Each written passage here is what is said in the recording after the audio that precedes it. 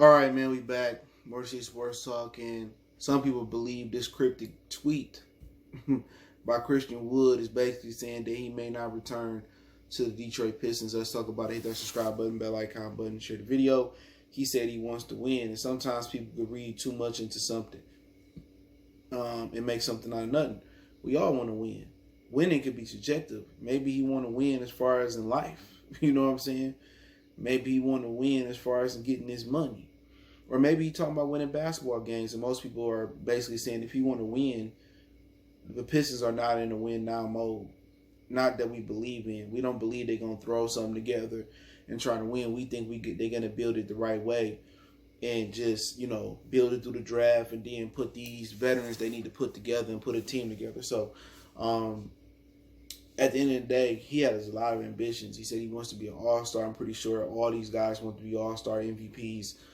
But if winning is truly a top priority, and people are going to run after him with money, we talked about it yesterday. Should they overpay him? I wouldn't go no more higher than double.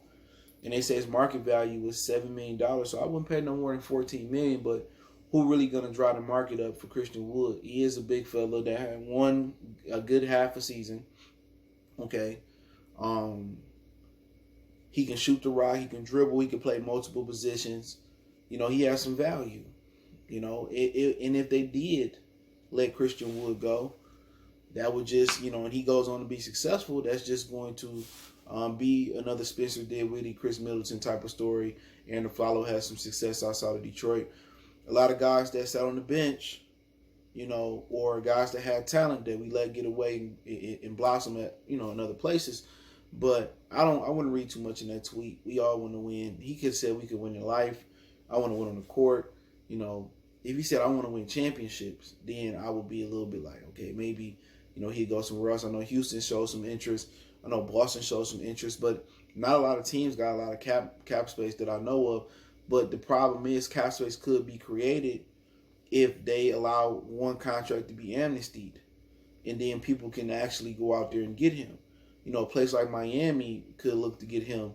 They're playing with Bam, but I doubt it. So it's other big guys on the market that you can get via trade if you don't have cap space. Miles Turner, you feel me? Other free agents assigned Whiteside. You know what I'm saying? So it's some other guys that was in the big man, looking for a big man. Team I would probably worry about maybe be the Clippers.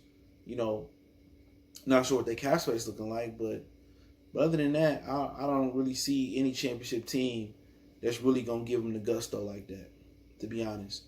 The Lakers don't have much money, I don't believe. The Clippers don't have much money, I don't believe. The Bucks, I don't think they got a lot of money. I worry about keeping Giannis if they can keep Giannis. Philly got a big guy. Boston would be a team I would concern, but I don't think they got much money.